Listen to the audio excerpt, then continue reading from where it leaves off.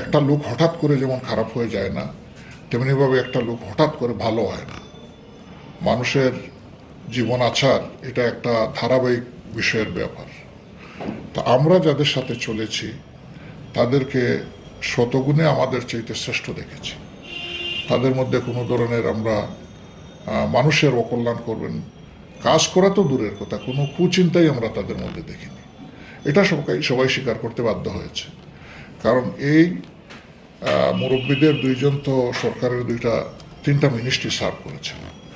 কল্পিত অনেক অভিযোগ তাদের বিরুদ্ধে আনা হয়েছে, কিন্তু তাদের বিরুদ্ধে অপকর্ম বা দুর্নীতির অথবা স্বজনপ্রীতির একটা অভিযোগও কেউ উত্থাপন করতে পারেনি। কোরআন তাদেরকে এইভাবেই, আল্লাহর কোরআন এবং রাসূল করিম সাল্লাল্লাহু আলাইহি সাল্লামের সুন্নাহ তাদেরকে গড়ে তুলেছিল।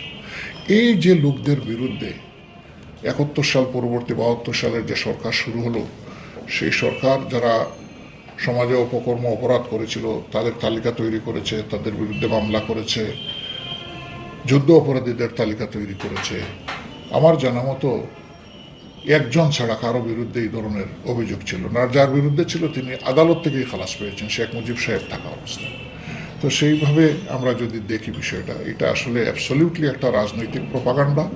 যেমন আজকে আমাদের দ্বারা হাজার হাজার মানুষের রক কাটা হয়ে গেছে, আমরা জঙ্গি, এইগুলা যা বলা হয়, তখন ওই অস্ত্রটাই প্রয়োগ করা হয়েছে আমাদের উপরে। আমরা কি বলেছিলাম তখন? জামাত ইসলামের নেতৃবৃন্দের কাছ থেকে আমাদের জানার সুযোগ হয়েছিল যে ওনারা মুক্তিযুদ্ধে যাননি কেন, অংশগ্রহণ করেননি কেন। ওনারা পরিষ্কার বলেছেন যেই মুক্তিযুদ্ধ পার্শ্ববর্তী একটা দেশের সহায়তায় সমর্থনে সাহায্য হবে, সেই মুক্তিযুদ্ধ বাংলাদেশের জনগণের কপালে মুক্তি নিয়ে আসবে না। এবং আমরা 53 বছরে সেটাই দেখেছি। আমরা স্বাধীন হলাম 47-এ, আবার মুক্তিযুদ্ধ করে স্বাধীন হলাম 71 সালে, আবার আমরা স্বাধীন হলাম এসে 24 সালে। এখন স্বাধীনতার প্রশ্ন কেন আসে? কেউ পরাধীন না থাকলে তো স্বাধীনতার প্রশ্ন আসে না। তাহলে আমাদের স্বাধীনতা অর্জনের সাথে সাথেই কিন্তু ওটা হারিয়ে গিয়েছিল। যেদিন পাকিস্তানি সেনাবাহিনী আত্মসমর্পণ করেছিল ভারতীয় পূর্বাঞ্চলের অধিনায়কের কাছে, সেদিনই কিন্তু আমাদের স্বাধীনতা বিক্রি হয়ে গেছে, এবং এটা হাড়ে হাড়ে বাংলাদেশের মানুষ টের পেয়েছে। আমরা ভারতকে আমাদের সুন্দর প্রতিবেশী হিসেবে আমরা দেখার পক্ষে। তারা আমাদের প্রতিবেশী, সম্মানের সাথে, গৌরবের সাথে, শান্তির সাথে তারাও থাকবেন, আমরাও থাকবো, এটা আমাদের প্রত্যাশা। কিন্তু বাস্তবে তো তা হয়নি। এই ভয়ের জায়গা থেকে বা দূরদর্শিতার জায়গা থেকে বলতে পারেন যে জামাতে ইসলামের তখন সিদ্ধান্ত ছিল যে আমরা এক পাকিস্তানের পক্ষেই থাকব। এটা থাকতে পারে, এটা কোনো অপরাধের ব্যাপার না। এইরকম এক হিন্দুস্তানের পক্ষেও অনেক লোক ছিলেন, কিন্তু ভারত বাদ হওয়ার পরে শুধু এই কারণে কি তাদেরকে হত্যা করা হয়েছে বা কোনো বিচার হয়েছে? হয়নি। হ্যাঁ, তারা যদি কোনো অপরাধ করে থাকেন তা বিচার হবে।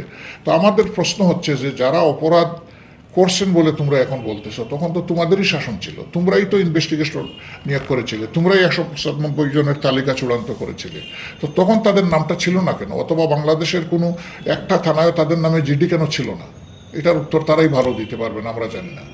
আমাদের কাছে সহজ সরল উত্তর হচ্ছে আমাদের আদর্শকে মোকাবেলা করতে তারা ব্যর্থ হয়ে তারা এই পথ বেছে নিয়েছিলেন যে আমাদের সংগঠনকে, নেতৃবৃন্দকে তারা এইভাবে অপমানিত করবেন, আমাদের বিরুদ্ধে মিথ্যা প্রপাগান্ডা দিবেন, মিথ্যা অভিযোগে আমাদেরকে তারা ধ্বংস করার দিকে এগিয়ে যাবেন।